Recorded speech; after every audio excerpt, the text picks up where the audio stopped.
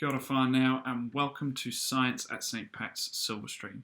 I'd like to take this time to formally introduce myself as I will be one of your son's new teachers. My name is Charles Lloyd and I will be your son's science teacher. I've been a teacher for 5 years now. I originally taught at St Bernard's Lower Hutt and now work here teaching science and working in the boarding house 3 nights a week. I have a Bachelor of Biomedical Science majoring in molecular pathology and a graduate diploma in secondary teaching. I would describe myself as an extremely passionate and devoted teacher who is always willing to learn and undertake new challenges to improve my students' educational experience. My goal this year is to help foster and grow a dynamic learner who learns to question and explore the world around them. All too often we take what others say for granted and move on. In the world of science, this is something that should be avoided, as theories should be tested and the world should be explored in order to be understood.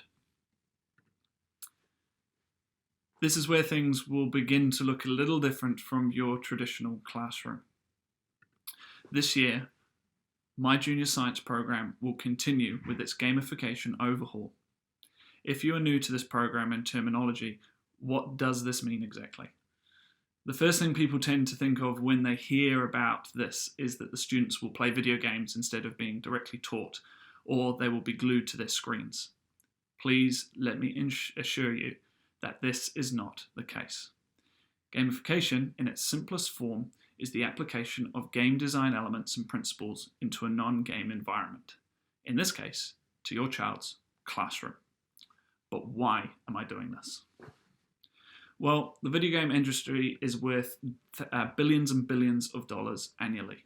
Players will spend a few hours a day to over 25 hours a week playing games, and some of your sons are those people. But what draws the player in? And more importantly, what keeps them coming back for more? This is why gamification is an exciting movement in the field of education. Can we as educators harness that power? So what are the key concepts of gamification that I have brought into the classroom? Well, the big one is known as progress mechanics. And these are what we most commonly associate with video games. Things like leaderboards, XP, or other types of point systems, achievements, badges, leveling up, and so on.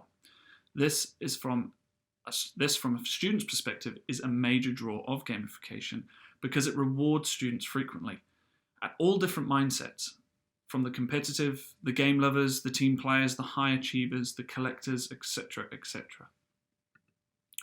The second major component, and this being the most controversial to many, is the running of a narrative and a main storyline. Most people who argue against gamification have their arguments rooted in the belief that if you do not have a story to play as part of the game, then you are missing a major component of games, the world the player becomes consumed in. This personally was my favourite portion of gamification, as I was able to come up with this fictitious world, characters and missions, and it has totally flipped my classroom. You'll be hearing a lot about the Battlestar Galactica, the evil Cylons, protecting the civilian fleet, and saving what remains of humanity as we try to find the mythological planet, Earth. If the kids are talking, then my plan is working. Next, coupled with this is progress mechanics. These are rewards and immediate feedback. Teaching for 5 years now, I've quickly come to notice that students are often excited to hand in major projects or to get a test out of the way. However, their level of care quickly drops when the mark takes time to get back to them. Gamification allows the user a more immediate feedback system. As they complete shorter and quicker missions, quests, and challenges, I will provide them with immediate feedback and sometimes a reward. When this happens, students tend to feel more accomplished and motivated. While the feedback is not instantaneous when even the most difficult or motivated student completes a short quest, and they receive this quicker feedback, then maybe even a reward, they are much more motivated to begin an increasingly more difficult task.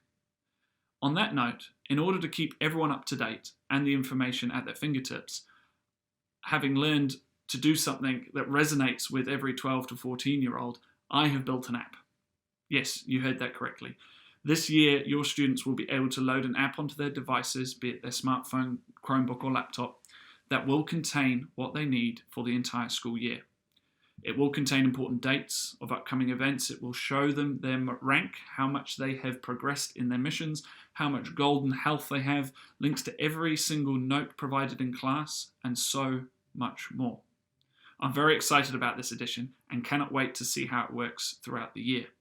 Please do keep in mind that this is a new edition, so there may be a few bugs with the app, and the maintenance of it I'll keep on top of diligently. Even more so, as a parent, you will have access to your son's progress as well. More info on how to use this app will be coming up shortly once your son is on our school system and has signed his digital citizenship agreement with you. Finally, there are other categories such as scaffolding to increase challenges, which I touched on above, opportunities for mastery, creation of avatars, a wide open playing field to promote creativity, emphasis on social connection, group and team building skills, and the list goes on. I hope this new approach helps to motivate your son and to create an enjoyable and unforgettable educational experience. I also use flipped learning, which involves me filming and making all the content your sons will need to know into videos. This is a hugely powerful tool that allows your son to do some pretty amazing things. Things like pause or rewind his teacher, slow me down if I'm talking too fast, and turn on the subtitles to help learn new words. It also allows you, the parent, to also watch what your son is learning at home with them. This video is posted to my YouTube channel, so go and check it out. The huge success I had last year showed this program showed a more engaged learner with longer lasting retention of content, and above all, a student that owned their learning and had fun. I'll be tweaking the game and continue to build upon it, and you'll hear your child tell you about battle boards and epic boss battles, food and supply shortages, and this is all correct. The students have full license to add and improve to the program any way they see fit, and I look forward to seeing what 9CL and 10CL add to the experience. Grading. The science course will be graded using solo taxonomy. This will be further explained in a separate video, but to give you the basics, there are 5 levels, and you see those symbols flashing up on the screen now.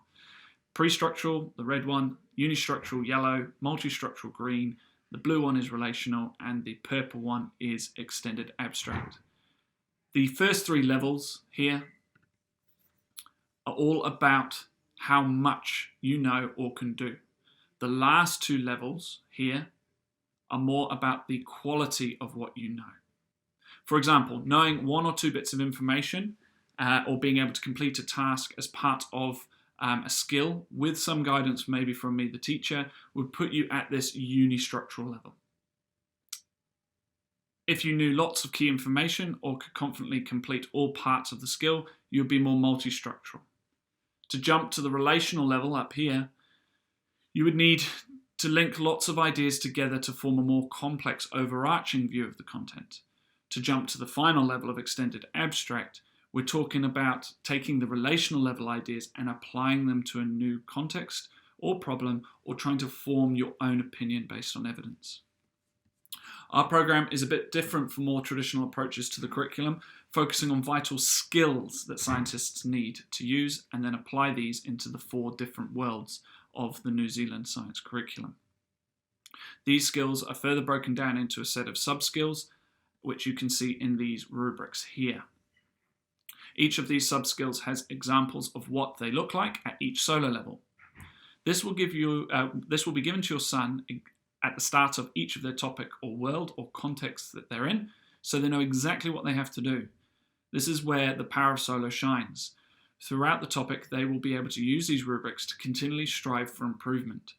Many of your sons will start at the pre-structural level, as they will have never seen some of these skills or content before. But knowing what they have to do to improve from the start allows for increased motivation and ownership of their learning, rather than one big summative grade at the end of the topic where they might not know exactly where they're at from the get-go. The key skills of research and investigation will be assessed differently in each of the worlds, further allowing for improvement. Each time they do this, they can build on what they did from their last attempt, just in a different context of the world.